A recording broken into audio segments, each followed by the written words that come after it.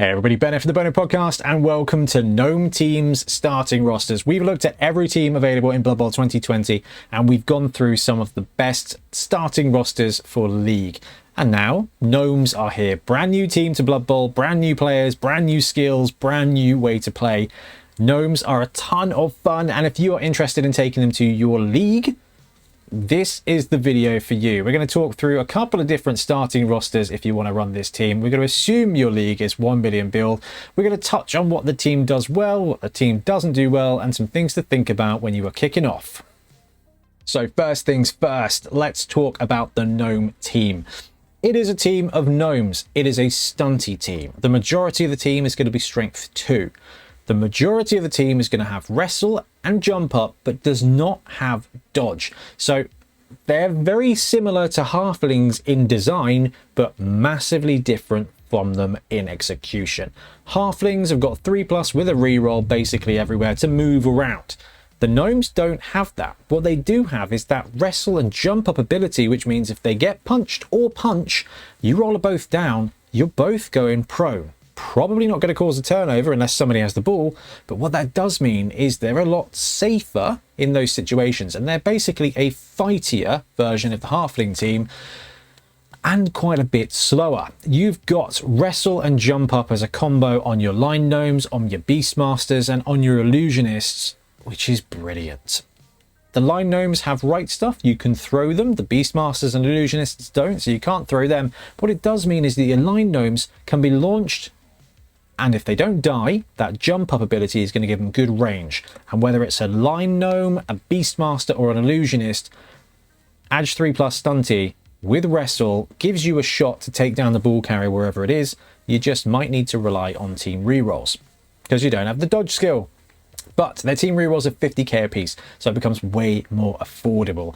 The Beastmasters start with Guard, which is just a fantastic piece to begin with. That's going to help support the rest of your gnomes making good hits, because the Beastmaster's also a stunty edge 3+, no dodge, but because they've still got that stunty ability, they're going to be able to, assuming you've got team rerolls to back it up, get into an advantageous situation for you to be able to make a strike blitz. Or they stand by your treeman and give your treeman very, very good odds at powering somebody down. Or they give you that guard +1 to put the boot in on somebody who's already on the ground. Because between the treeman knocking dudes down or your line gnomes using wrestle to pull your opponent's players down, you are probably going to have a good fouler target each turn, and the guard always gives you +1 to that as well. The illusionist or the trickster is an interesting one. We've got a new skill on this player called the trickster. Think of it like reverse sidestep. Just before the dice are rolled against your trickster, if someone's going to block you, you pick him up and you put him basically on the other side of your opponent, any adjacent square to the attacking player. What that does mean is you get the chance to escape a couple of extra assists, and if you've got the ball, you basically get to choose where you're going to die until your guy levels up and becomes a bit more survivable. Boxes. Tiny ginger gutter runners, movement 7, edge 2+ with dodge and stunty means that they are 2+ everywhere forever. The downside is they're armor 6, so if your opponent catches them, they are basically done for. And if they get the ball while having that mobility is absolutely wonderful. Their new skill, My Ball, means they can't give the ball to anybody. They can't pass it. They can't put a hand over. They don't give the ball up until somebody pounds them into the ground or they score a touchdown. Then you've got 2 trees on this team. We've already talked about the fact that line gnomes can be thrown. Nobody else can be thrown, just the line gnomes. The treemen do 2 things on this roster. On defense, you want to throw a gnome, you can chuck a gnome into the backfield. With jump up and movement 5 and wrestle, causes a bit of a threat. Good job, treeman. The other thing the treeman can do, obviously with a 1-turn touchdown option as well, is just melt face. And treeman being strength 6, with a bit of guard, gets them to strength 7, and strength 7 against a strength 3 target is a 3-die block, and they've got mighty blow. So you can probably get a couple of good treeman hit to start every offensive drive, and you've got a good chance at making that one count with mighty blow, with a bit of guard, and then with a bit of fouling.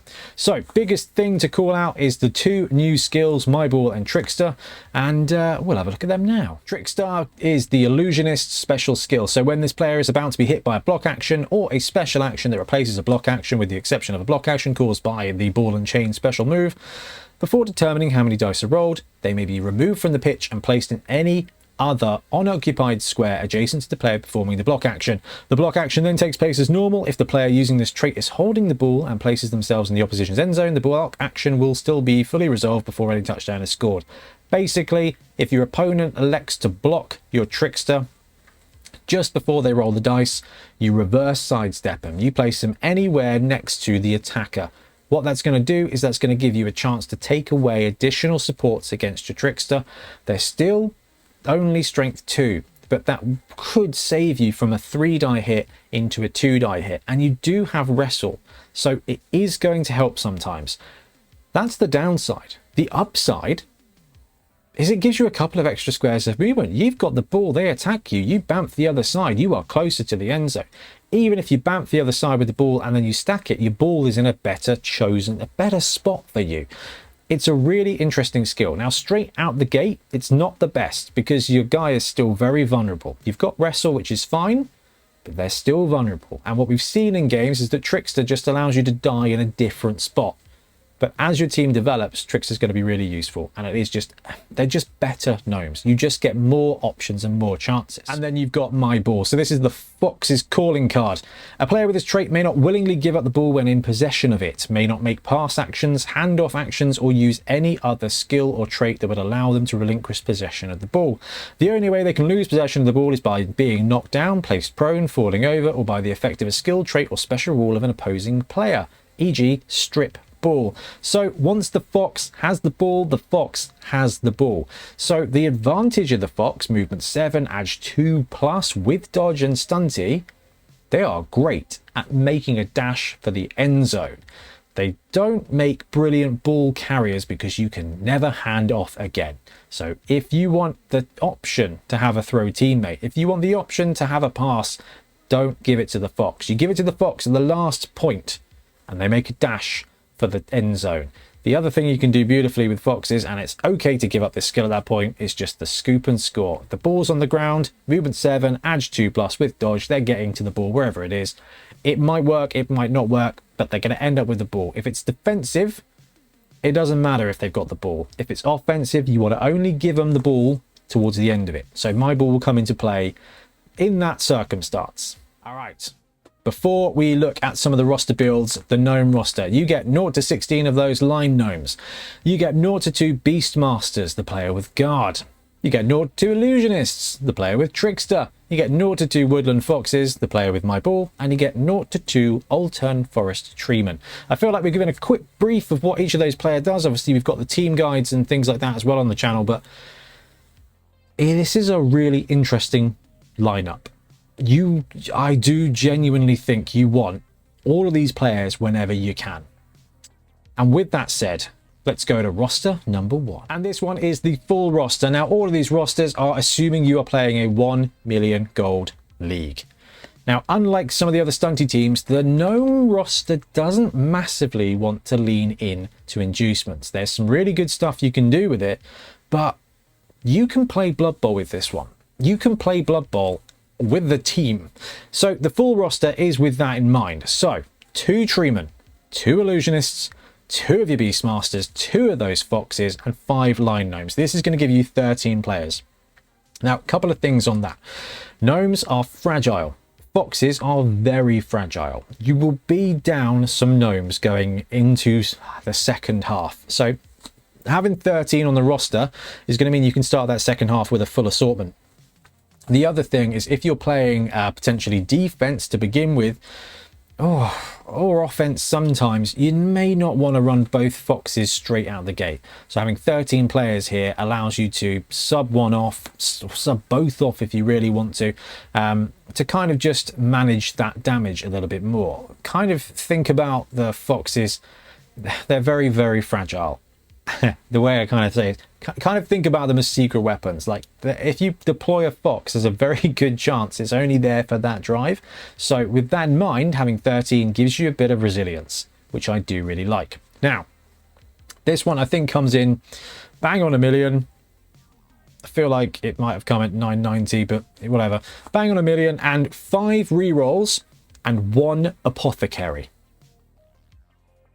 at $1 million gold. with 13 players. This gives you everything, and this is, I think, the best starting point. If you're going to run a game with gnomes to get used to the roster, this is where you should begin. You can then tune it to your liking, but definitely get a practice game or two in with gnomes and this roster. The Apothecary. 2 illusionists, 2 beastmasters, 2 woodland foxes.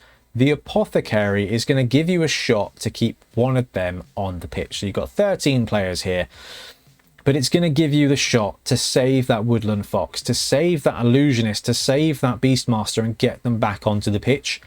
And I really do think it's worth considering. Now, you've got the advantage here. The Apothecary is going to help your players level up, obviously. If you've got an illusionist with 3 SPP, you want your Apothecary to save him. Sure, because you're quicker to get a skill. But also, just in a vanilla game, you're going to want your Beastmaster. I'll just use the Apothecary and get him back on the pitch if I can, because you're going to want him on the pitch. And the same is true of the Woodland Foxes. They are so useful that Apothecary out of the gate is really going to help you. The challenging thing with this team is that rerolls are actually really important. You've got Wrestle, which is fantastic, but where you don't have Dodge, anytime you move with a gnome, that 3+ is going to hurt you. So I recommend 4 rerolls, kind of as a minimum. You can do 3, but you will be waiting to get Dodge. I like this setup. You've got a ton of players, and I recommend you play a test game with this so that you can get used to whether you want to leave the Apothecary and take a 5th reroll, or whether you want to drop a reroll and take an extra gnome. I don't like that strategy. I think 4 rerolls is kind of the minimum you want to be. The Apothecary is the interesting one here, and I just think it's a good call. So, League. We're developing our players ever so slightly. Treeman. Guard is always a great skill, but one thing I will point out here is that multiple block is very effective on this roster. You've got 2 Beastmasters that start with Guard. That's going to give them a little bit extra strength. That's going to mean that your Treeman is going to be making better blocks, and that extra strength is gonna pay off lovely in line with your mighty blow if you're going to be able to make multiple blocks. So multiple block is definitely a fun skill here. Guard is arguably just excellent. Saving up for block is the right thing to do all the time, but I do like that one. The illusionists, the beastmasters, and the line gnomes, they all just want Dodge. Dodge is going to help them do 2 things. 1, not die, and 2, just be so mobile. That adds 3+ dodge anywhere is wonderful. And having Dodge on that takes it from that just, 1 in 3 chance of failure to a 1 in 9 chance of failure without touching your rerolls. And it's just magic. There's a ton of cool skills you can give these guys, but quite frankly, Dodge is the right one for each of these players. There's some other good things, so diving tackle is always going to come in handy. Not always going to come in handy, but will sometimes come in handy on one of your line gnomes. I like the idea of a random general, but generally speaking, when you're developing your team, the first couple of line gnomes that get to a skill, they take Dodge. After that, sure, take a random general, see if you spike well on sure hands or whatever. There's still some really good things you can do with them.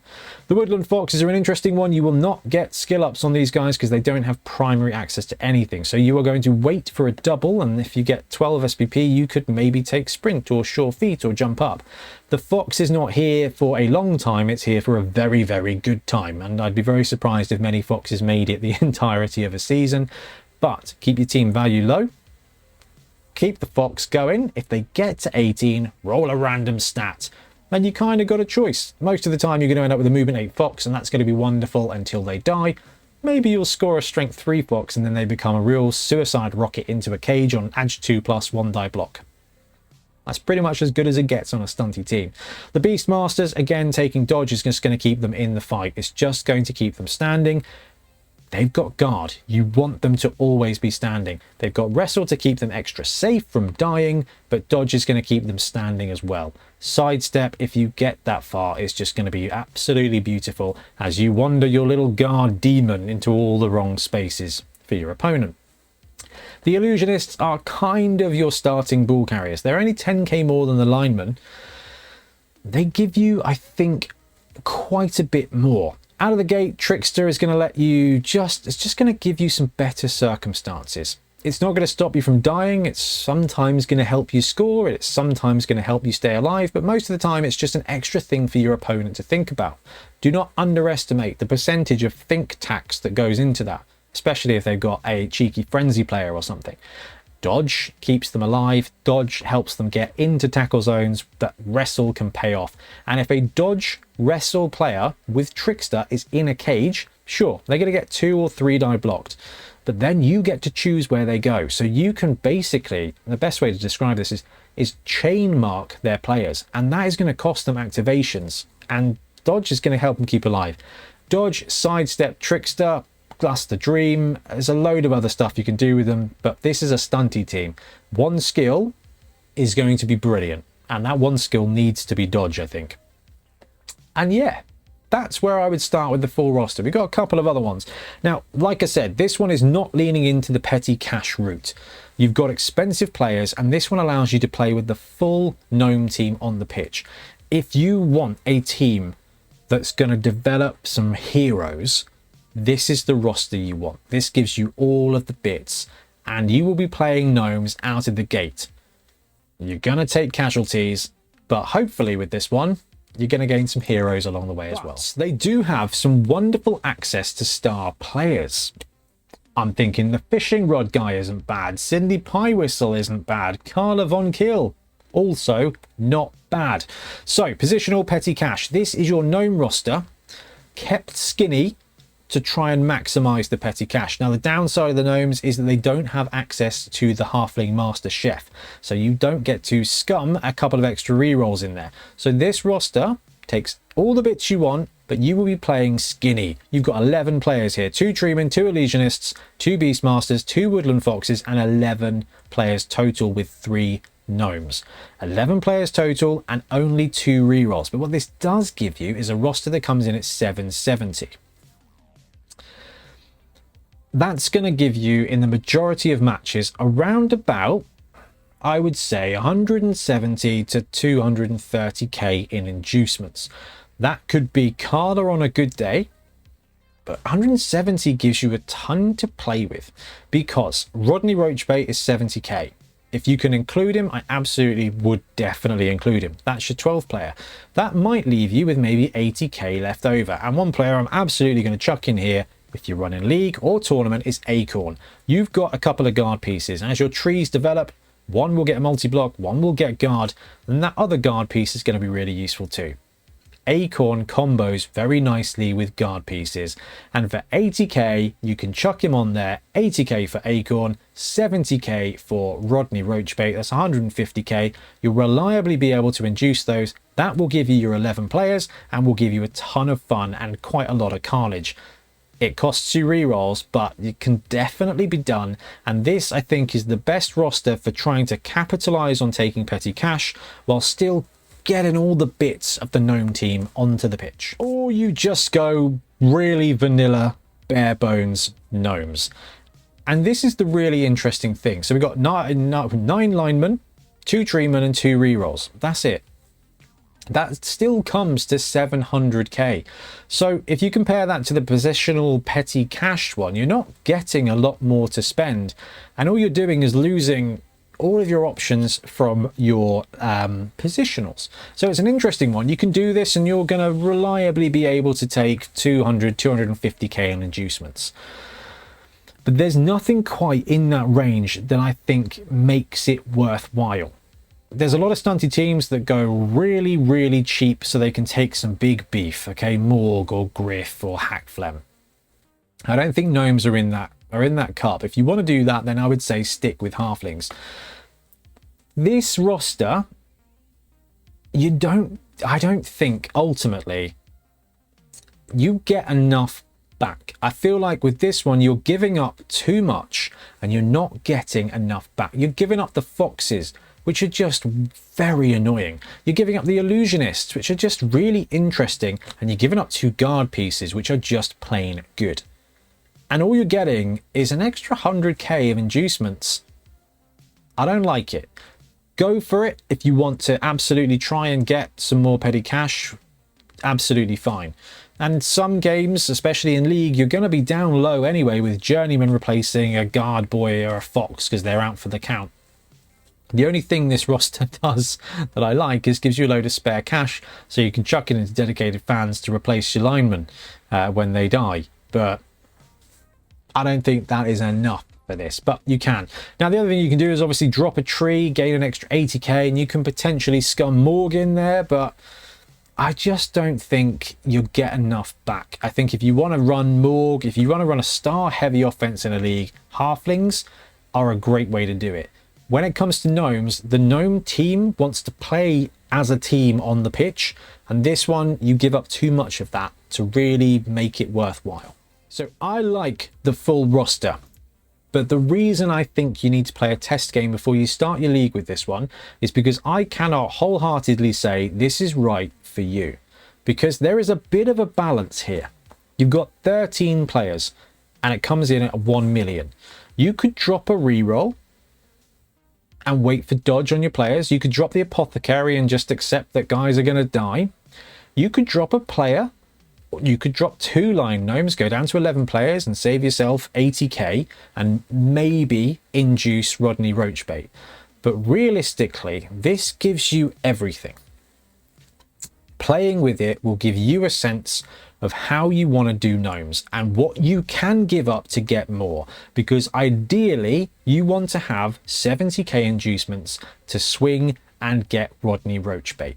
So the only kind of thing I would say is what you might want to do is drop one of your gnomes and take that money in dedicated fans to just build up that cash so that you can replace your positionals when you die. That would be the only kind of tweak I would say to this. You can definitely run this team with 3 rerolls and without the apothecary, run it at 900k. You can drop a line gnome, run 12 players, 3 rerolls, no apothecary, and bring it in at 860. You can do that and have the petty cash to take Rodney Roachbait. But this roster gives you gnomes on the pitch. This roster will give you the gnome team experience.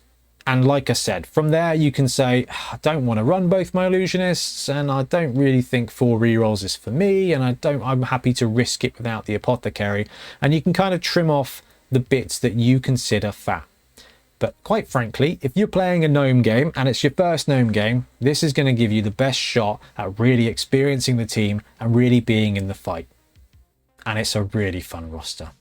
Anyway, I'm going to wrap up. Let me know what you think, and we'll be back soon with more Blood Bowl content. Happy blocking. Thanks very much for watching. We really appreciate your support. If you want to support the channel even further, please like and subscribe. It really does help us out. Or come join us on YouTube members or in Patreon, where you can get exclusive access to some content, some loot, early access to basically everything we do, as well as regular competitions. Or you can pick up some Bonehead Podcast loot either on our website at boneheadpodcast.com. We've got the Dungeon Bowl things, we've got tokens and stuff like that, or on our Spreadshirt site as well. Everything you do just helps us make more content and hopefully do it of better quality. Anyway, thank you very much for watching. Happy blocking.